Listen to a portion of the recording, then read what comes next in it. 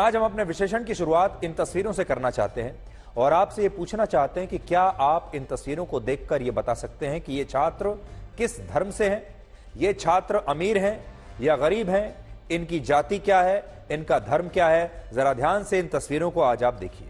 क्या आप बता पाएंगे?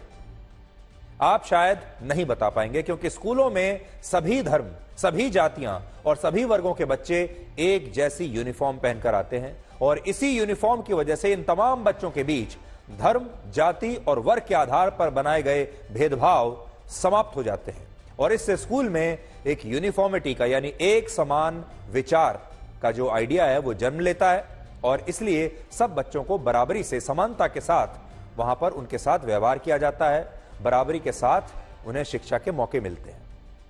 इसीलिए स्कूल में यह यूनिफॉर्म पहनाई जाती है।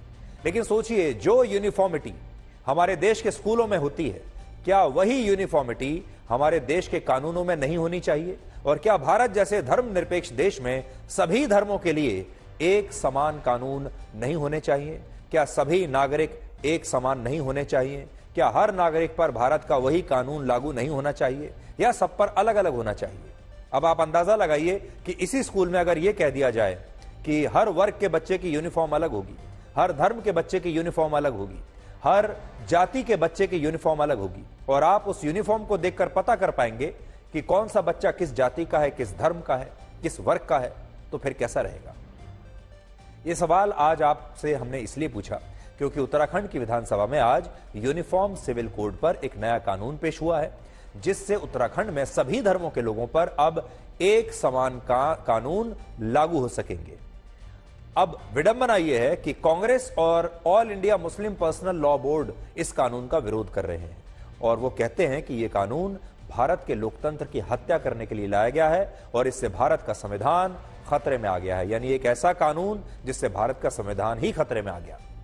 लेकिन क्या आप जानते हैं कि जो विपक्षी नेता और मुस्लिम धर्मगुरु इस कानून को भारत के संविधान के खिलाफ बता रहे हैं, उसी संविधान के भाग 4 के अनुच्छेद 44 में यह लिखा है कि भारत में यूनिफॉर्म सिविल कोड को लागू करने के लिए सरकार प्रयास कर सकती है और उसे इस पर कानून बनाने के बारे में जरूर विचार करना चाहिए। यह खुद संविधान में ही लिखा है, यानी हमारे देश का संविधान खुद ही यह कहता है कि देश में यूनिफॉर्म सिविल कोड होना चाहिए। लेकिन जो विपक्षी दल संविधान की रक्षा करने की बड़ी बड़ी बातें करते हैं, बार बार कहते हैं संविधान खतरे में है, वही नेता और वही पार्टियां इस कानून का विरोध कर रहे हैं और इस विरोध के पीछे सबसे बड़ी वजह है मुस्लिम तुष्टीकरण और मुसलमानों के करोड़ों वोट। उत्तराखंड में अगर सभी धर्मों के लिए एक समान कानून लागू हो गया तो इससे हिंदू, सिख, जैन और बौद्ध धर्म की तरह इस्लाम धर्म में भी लड़कियों के निकाह की न्यूनतम उम्र अब 18 वर्ष हो जाएगी और तलाक के मामलों में भी पुरुषों और महिलाओं को जो है बराबर अधिकार मिलेंगे। बाकी धर्मों की तरह इस्लाम धर्म में भी पहली पत्नी के जीवित रहते हुए या उसे तलाक दिए बिना मुस्लिम पुरुषों के लिए एक से ज्यादा शादी करना अपराध माना जाएगा। अब जो नए प्रावधान हैं उनके तहत उत्तराखंड में जो भी कपल लिव इन रिलेशनशिप में रहना चाहता है उसे रजिस्ट्रार के पास जाकर पहले अपना रजिस्ट्रेशन कराना अनिवार्य होगा, यानी लिव इन रिलेशनशिप का रजिस्ट्रेशन अब अनिवार्य होगा और जो कपल ऐसा नहीं करेगा उसे 25,000 रुपए का जुर्माना भरना होगा और अधिकतम 6 महीने की जेल की सजा भी उसे हो सकती है। इस रजिस्ट्रेशन को कानून में सेल्फ डिक्लेरेशन के रूप में परिभाषित किया गया है और कहा गया है कि यह प्रावधान लिव इन रिलेशनशिप में रहने वाले उन लोगों पर भी लागू होंगे जो दूसरे राज्यों से उत्तराखंड में आकर रह रहे हैं। इसलिए हमारे जो युवा लोग हैं या कोई भी हो, अगर आप दूसरे किसी राज्य में एक लिव इन रिलेशनशिप में रहते हैं और अब आप उत्तराखंड में शिफ्ट कर रहे हैं तो कुछ दिनों के बाद आपको इसे डिक्लेयर करना होगा, अपने संबंध को, और अपना रजिस्ट्रेशन कराना होगा। इससे भी बड़ी बात यह है कि अगर कोई कपल लिव इन रिलेशनशिप में रहते हुए ब्रेकअप करता है तो इस ब्रेकअप की जानकारी भी रजिस्ट्रार को देनी होगी और बताना होगा कि अब हम लोग एक साथ नहीं रहते और ऐसी स्थिति में उस कपल को रजिस्ट्रार को बताना होगा कि वो अपने रिश्ते को अब टर्मिनेट करना चाहते हैं, यानी रिश्ते को समाप्त करना चाहते हैं और इस फैसले में पुरुष और महिला दोनों की सहमति है, ये उसमें बताना होगा। ऐसा नहीं है कि इनमें से कोई एक फैसला कर लेगा। अगर रजिस्ट्रार इस अपील से संतुष्ट होता है तो वो उस कपल के लिव इन रिलेशनशिप को टर्मिनेट कर देगा और इसका भी फिर अलग से रजिस्ट्रेशन किया जाएगा, यानी एक तरीके से तलाक जैसा हो जाएगा। यानी रजिस्ट्रार के पास यह पूरी जानकारी होगी कि उत्तराखंड में यानी पूरे राज्य में कितने युवा लिव इन रिलेशनशिप में रह रहे हैं और इनमें से कितने युवाओं ने अपने लिव इन रिलेशनशिप को टर्मिनेट किया है। तो सोचिए किस थाने के अंतर्गत किस जिले में कितने कपल ऐसे हैं जो लिव इन रिलेशनशिप में रहते हैं, ये सारी जानकारी सरकार रखेगी और कितने ऐसे हैं जिन्होंने अब अपने संबंध को तोड़ दिया है, ये जानकारी भी सरकार के पास रहेगी। इससे भी बड़ी बात यह है कि जिन युवाओं की उम्र 21 वर्ष से कम होगी उन्हें लिव इन रिलेशनशिप में रहने के लिए अपने माता पिता से सहमति लेनी जरूरी होगी और अगर माता पिता ने अपनी सहमति नहीं दी तो फिर ये लड़का लड़की लिव इन रिलेशनशिप में नहीं रह सकेंगे। इसके अलावा लिव इन रिलेशनशिप का रजिस्ट्रेशन कराने पर रजिस्ट्रार की तरफ से जो रसीद मिलेगी उसी रसीद को दिखाने के बाद किसी भी कपल को मकान किराए पर मिलेगा। यानी अगर किसी कपल को जो लिव इन रिलेशनशिप में रहता है, अगर आपको मकान किराए पर लेना है तो उसके लिए पहले आपको रसीद दिखानी पड़ेगी अपने रजिस्ट्रेशन की। इस कानून में सबसे बड़ा प्रावधान यह है कि अगर लिव इन में रहते हुए कोई महिला किसी बच्चे को जन्म देती है तो उस बच्चे को उस कपल का वैध कानूनी संतान माना जाएगा। सरल शब्दों में मतलब यह हुआ इसका कि शादी के बाद होने वाले बच्चों के जो अधिकार आज हमारे समाज और कानून में होते हैं, वही अधिकार लिव इन रिलेशनशिप के दौरान पैदा होने वाले बच्चों को भी मिलेंगे और यह अधिकार संपत्ति और गुजारे भत्ते से जुड़े हुए हैं और इसी वजह से इस कानून को लेकर आज हमारे देश में चर्चा भी हो रही है, विवाद भी हो रहा है और यह पूछा जा रहा है कि क्या लिव इन में रहने वाले युवाओं के लिए ऐसे कड़े नियम बनाना सही है। अब इस सवाल पर आते हैं कि बीजेपी को ये अतिरिक्त 67 सीटें कहां से मिलेंगी और बीजेपी 370 के आंकड़े तक पहुंचेगी कैसे, क्या यह वाकई इतना आसान है। वर्ष 2019 में बीजेपी को 303 लोकसभा सीटें मिली थी। इनमें भी भारत के 15 राज्य और केंद्र शासित प्रदेश ऐसे थे जहां बीजेपी की जीत का स्ट्राइक रेट 80 से 100% तक था।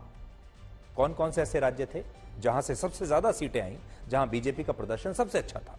इनमें गुजरात की 26 में से 26, हरियाणा की 10 में से 10, उत्तराखंड की 5 में से 5, दिल्ली की 7 में से 7, त्रिपुरा की 2 में से 2, मध्य प्रदेश की 29 में से 28, राजस्थान की 25 में से 24 सीटें बीजेपी ने जीत ली थी। यानी जितना पानी इन राज्यों में था बीजेपी ने सारा निकाल लिया था। सारा पानी की एक एक बूंद बीजेपी ने निचोड़ ली थी। इसके बाद कुछ बचा नहीं और इन 15 राज्यों और केंद्र शासित प्रदेशों को बीजेपी ने पिछली बार पूरी तरीके से निचोड़ लिया।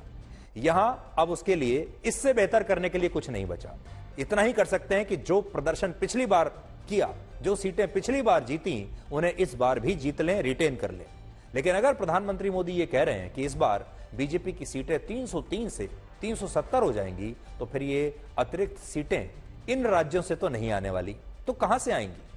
ये सीटें असल में उन राज्यों से आ सकती हैं जहां बीजेपी का स्ट्राइक रेट बहुत खराब था या जीरो था।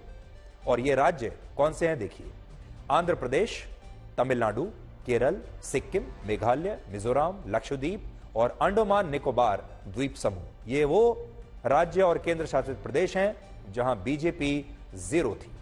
इन 10 राज्यों में और केंद्र शासित प्रदेशों में लोकसभा की कुल मिलाकर 91 सीटें हैं, 91, और इनमें भी 17 से 22 सीटें ऐसी हैं जिन पर बीजेपी का वोट शेयर इतना है कि वो इस बार इन सीटों पर जीत का दावा कर सकती है। और अगर उसे इन सीटों पर यह जीत मिल गई तो लगभग 20 सीटें तो सिर्फ इन 10 राज्यों और केंद्र शासित प्रदेशों से बीजेपी को मिल सकती है।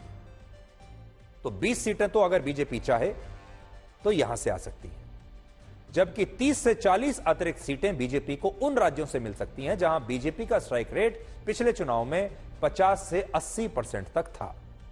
इनमें बीजेपी ने उत्तर प्रदेश की 80 में से 62, बिहार की 40 में से 17, महाराष्ट्र की 41 में से 23, असम की 14 में से 9 सीटें जीती थी। लेकिन उत्तर प्रदेश में राम मंदिर की वजह से इस बार बीजेपी गुजरात, दिल्ली और उत्तराखंड की तरह वहां सभी 80 सीटों पर जीत मिलने का दावा कर रही है। और अगर ऐसा हुआ तो बीजेपी को 30 से 40 सीटें इन राज्यों से मिल जाएंगी जो आपकी स्क्रीन पर हैं, और वो पिछली बार 50 से 80% सीटें यहां पर जीत पाई थी।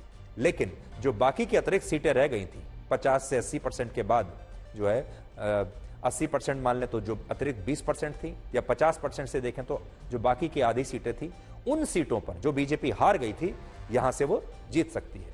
और बाकी 10 से 15 सीटें बीजेपी को उन राज्यों से मिल सकती हैं जहां उसे पिछली बार 50% से कम सीटों पर जीत मिली। और पश्चिम बंगाल की 42 में से 18, पंजाब की 13 में से 2, तेलंगाना की 17 में से 4, उड़ीसा की 21 में से 8 और जम्मू कश्मीर की 6 में से 3 सीटों पर बीजेपी को जीत मिली थी।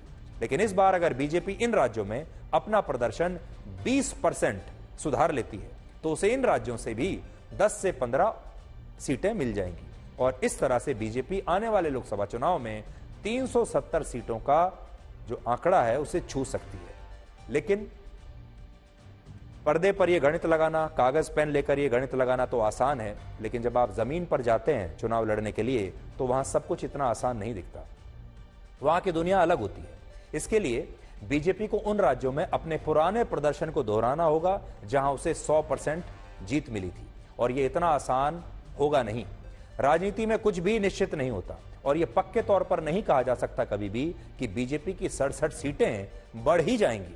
हालांकि एक तथ्य यह भी है कि बीजेपी अपने प्लान 370 के लिए नई नई कोशिशें कर रही है, नए प्रयोग कर रही है। और आज ये खबर आई है कि उत्तर प्रदेश में जयंत चौधरी की पार्टी सीट शेयरिंग से नाराज है अखिलेश यादव के साथ, और जयंत चौधरी विपक्ष के इंडिया गठबंधन से अलग होकर बहुत जल्द बीजेपी के साथ गठबंधन कर सकते हैं, ऐसी खबरें अभी आ रही है। तो ये 370 का भारत के एक बड़े अस्पताल ने एक स्टडी की और उसमें यह पता चला कि शहरों में रहने वाले लोगों में स्ट्रेस, एंजाइटी और माइग्रेन की वजह से हेडेक यानी सिरदर्द की शिकायत बहुत तेजी से बढ़ रही है। आप भी थोड़ा सा सोचिए, क्या हाल के दिनों में आपको भी सिरदर्द ज्यादा रहने लगा है? अनुमान है कि भारत में लगभग 49 करोड़ लोग ऐसे हैं जिन्हें महीने में कम से कम 2 बार सिरदर्द होता है। लेकिन हैरानी की बात यह है कि इनमें से ज्यादातर लोग कभी भी अपने सिरदर्द के इलाज के लिए डॉक्टर के पास नहीं जाते। आप में से भी ज्यादातर लोग सिरदर्द होता है अगर तो डॉक्टर के पास नहीं जाते होंगे। इसकी जगह ज्यादातर लोग खुद अपने डॉक्टर बन जाते हैं। और इससे भी बड़ी बात यह है कि भारत में ज्यादातर लोग ऐसे हैं जो सिरदर्द होने पर दिन में 2 वक्त पेन किलर ऐसे खाते हैं जैसे वो 2 वक्त की रोटी खाते हैं। जैसे ही सिरदर्द हुआ वैसे ही कोई ना कोई गोली ले ली। इस समय भारत के लोग सिरदर्द की दवाइयों पर हर साल, आपको विश्वास नहीं होगा, सिरदर्द की दवाइयों पर हर साल हमारे देश के लोग 9,000 करोड़ रुपए खर्च कर देते हैं। 9,000 करोड़, यानी सिरदर्द एक बहुत बड़ा उद्योग बन चुका है। और अनुमान है कि यह खर्च अगले 3 वर्षों में 15,000 करोड़ रुपए तक पहुंच जाएगा। और भारत में हर साल लोग सिरदर्द की 1,000 करोड़ से ज्यादा गोलियां खाएंगे। 1,000 करोड़ गोलियां। और खतरनाक बात यह है कि सिरदर्द की यही करोड़ों गोलियां भारत के करोड़ों लोगों का सबसे बड़ा सिरदर्द बन जाएंगी, क्योंकि ये गोलियां इस सिरदर्द का सही इलाज है ही नहीं। इस नई रिपोर्ट में यह पता चला कि सिरदर्द यानी हेडेक जो होता है वो 300 प्रकार का होता है, जिसमें caffeine headache, sinus headache, hormonal headache, tension headache, cluster headache और माइग्रेन प्रमुख है। वैसे तो 300 प्रकार के हैं सिरदर्द। आपको उन 300 प्रकार में से कौन सा सिरदर्द हो रहा है आपको भी नहीं पता होगा। और इनमें भी भारत के लोगों को होने वाले सिरदर्द की सबसे बड़ी वजह है क्लस्टर हेडेक और माइग्रेन। और अभी भारत में 15 करोड़ लोगों को माइग्रेन और स्ट्रेस की शिकायत है, यानी तनाव, टेंशन। लेकिन इनमें से ज्यादातर लोग ऐसे हैं जो क्लस्टर हेडेक और माइग्रेन के सिरदर्द में बिना डॉक्टर की सलाह के नियमित रूप से कोई ना कोई पेन किलर खा लेते हैं।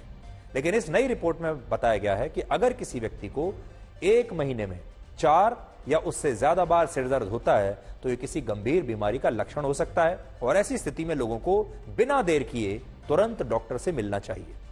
इसके अलावा एक और रिपोर्ट में यह बताया गया है कि भारत में सिरदर्द के लिए जो दवाइयां खाई जाती हैं उन दवाइयों को लंबे समय तक खाने से आपके शरीर में एसिड का सप्रेशन बढ़ने लगता है और फिर लोग एसिडिटी यानी पेट और सीने में होने वाली जलन का उपचार करने के लिए एंटासिड गोलियों को खाने लगते हैं और फिर एंटासिड की आदत पड़ जाती है। यानी ये जो शुरुआत होती है सिरदर्द से, सिरदर्द की गोली खाई, ज्यादा गोली खाने से एसिडिटी हुई, उसके लिए फिर एंटासिड खाया और फिर एंटासिड के आगे नई बीमारी, और धीरे धीरे ये सारी गोलियां आपके शरीर को अलग अलग बीमारियों से छलनी करने लगती हैं और आपका शरीर पूरी तरह से दवाइयों पर निर्भर हो जाता है। लेकिन आज आप खुद सोचिए, जिस देश के बहुत सारे लोग पेट भरकर दवाइयां खा रहे हों, वो देश कितना बीमार होगा और भविष्य में और कितना बीमार हो सकता है।